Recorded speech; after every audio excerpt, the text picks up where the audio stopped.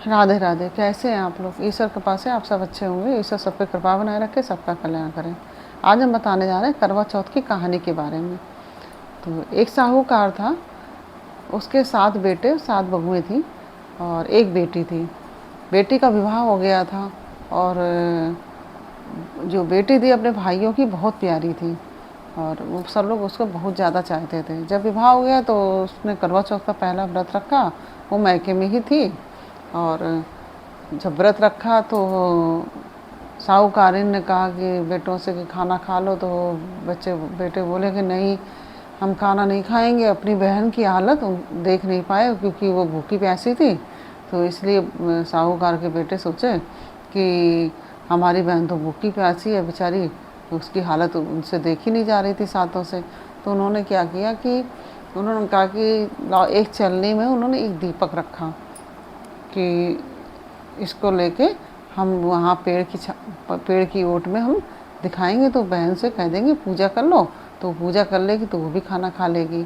तो इस तरह से एक भाई वो जो चलनी में दिया लेके वो पेड़ पर चढ़ गया और दूसरे भाई ने कहा देखो बहन, देखो देखो वो चाँद निकल आया, पूजा कर लो। तो बहन ने कहा कि लाओ हम पूजा कर लेते हैं, लेकिन भाभीियों से भी कहा था। भाभीियों ने कहा नहीं, अब अभी पूजा ना करो, लेकिन उसने कहा नहीं, चाँद निकल आया है, पूजा कर लेते हैं, खा लेते हैं। तो उसने क्या किया, पूजा कर ली। वो दिए को चलनी में देखकर चंद्रमा समझी और उसने आरती दे के पूजा कर ली। फिर इसके बाद जैसे ही वो खाना खाने बैठी तो पहला कौर जैसे उसने डाला तो छींक हो गई।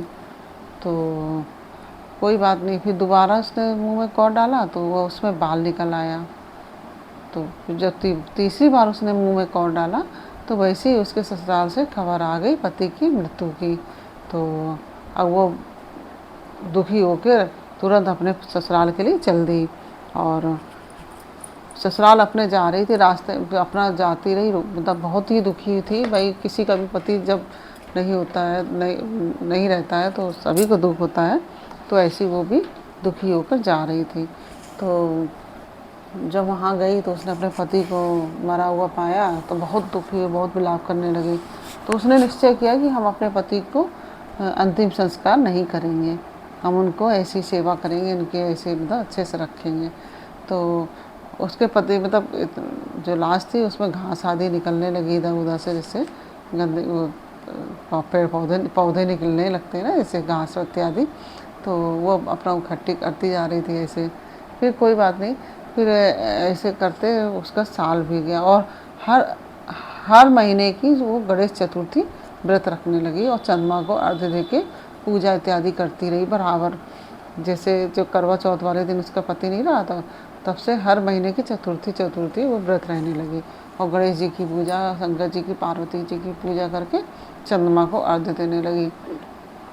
इस प्रकार से उसके पूरे 12 महीने की गणेश चतुर्थी हो गई।